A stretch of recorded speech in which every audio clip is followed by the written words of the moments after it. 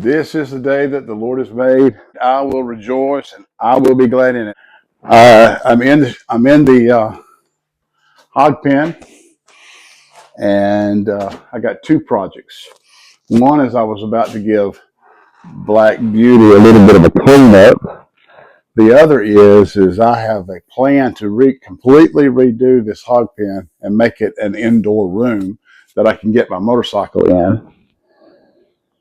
And the garage door that's above me, something happened to it. It's all out of whack. It's crooked. It's got parts that have come off, and I'm going to take it down.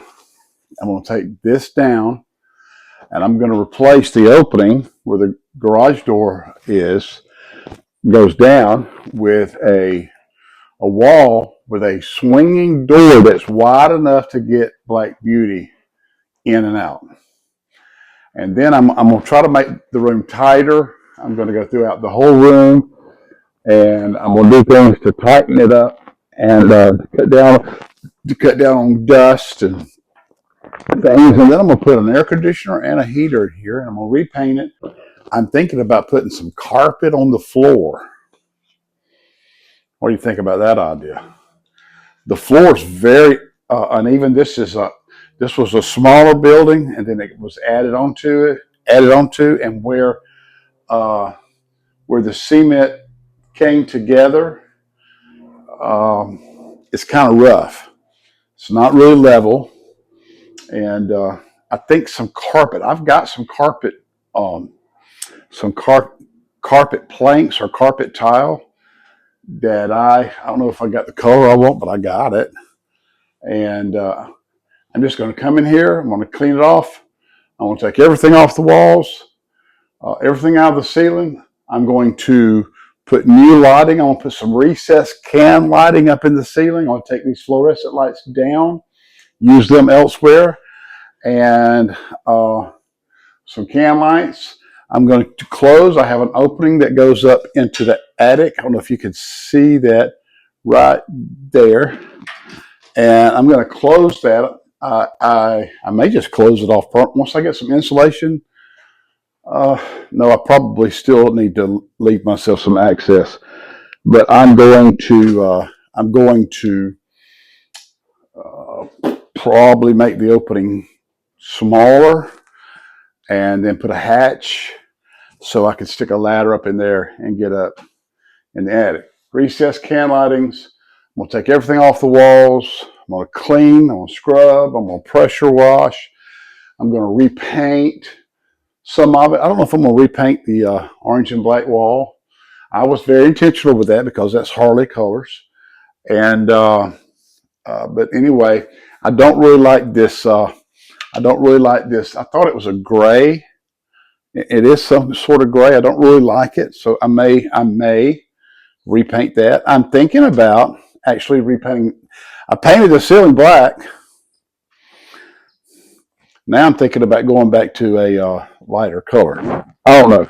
And then I'm going to close this in, put a door in it. It won't be perfect as far as air tightness because I can't find a pre-hung exterior door in the size that I need to be able to get the bike in and out. And probably to get one would be, hundreds of dollars. And I can build one. For just a little less. Anyway, I digress. So to the title of this video.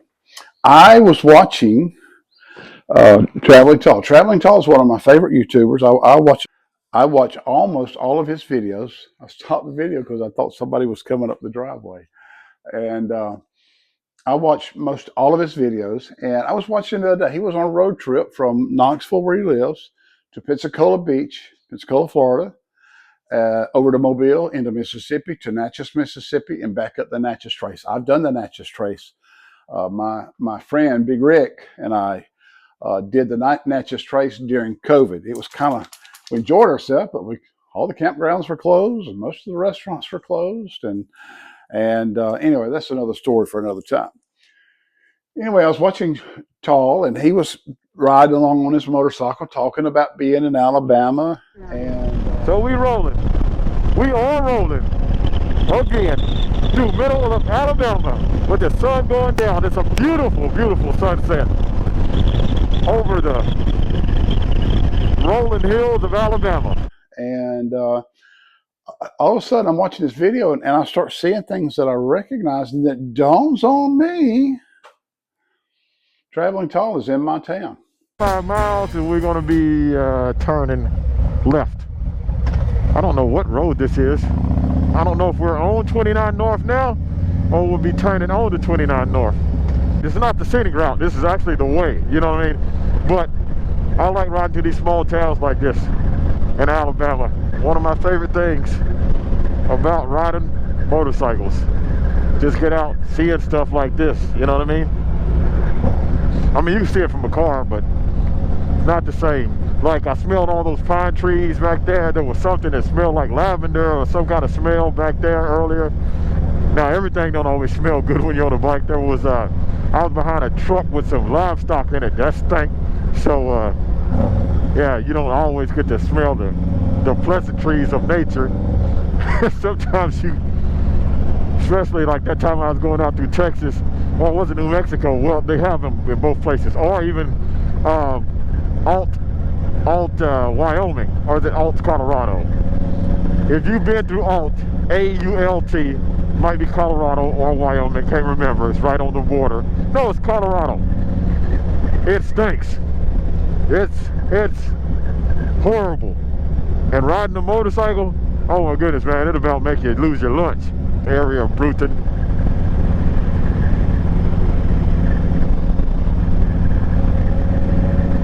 Now, let me tell you some distinctive things about my town, Bruton. Number one, Bruton. If you're coming from North Georgia, Tennessee, North Alabama, and you're going to Pensacola Beach, chances are real good that you're coming through Bruton. You might not notice it, but chances are real good that you're coming through Bruton. Back in the early 1900s, Bruton was named as one of the 10 richest towns in the nation per capita. Now it was the lumber barons. Bruton is a lumber town. Lumber is the lifeblood. There's a paper mill. There's lumber mills. It's just wood. Lumber is the lifeblood of Bruton, and so it's a rich town. There's still some wealthy folks here. The other thing about Bruton is that it is the home of, well, not Bruton. Okay, William Lee Golden, Oak Ridge Boys. Do you know the Oak Ridge Boys? William Lee Golden, the member of the Oak Ridge Boys that has the long beard, the mountain man, he grew up just outside of East Bruton, and he worked at the paper mill here in Bruton before he was hired back in the early 60s, or in the 60s. He was hired to sing baritone for the Oak Ridge Boys Gospel Quartet. So the distinction is, if you're going to the beach from North Georgia and North Alabama, you're coming through Bruton. Number two, it used to be a really wealthy little town. And number three, this area is the hometown of William Lee Golden. And number four, there's a Piggly Wiggly in this town. There's a Piggly Wiggly in this town. You know you in a country town when you see a Piggly Wiggly. Look at that. I ain't seen one of them in years. Piggly Wiggly. Yep, see, I told you. See, there he is right there. I told you that there's always one. And that's done. You ain't got to worry about it no more. So anyway, I just thought I'd share that with you. Now I'm going to get my microfiber towels and some spray detailer. I'm going to see if I can't clean Black Beauty up, because I want to ride it this afternoon. And when I go back to my other job, I want to ride it this afternoon.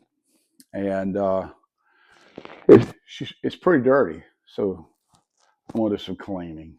And then I'm going to sit down and edit this video and see if I can make sense out of it and cut and paste and put enough things together so that the video makes sense. Jesus said, John 10:10, he said, the thief in the Bible is Satan.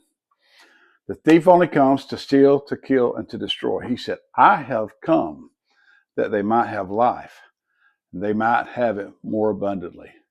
I'm Preacher Motorman. I'm in the hog pen. I'm having fun. I'm enjoying life. And I want to encourage you to choose life through Jesus Christ. See ya.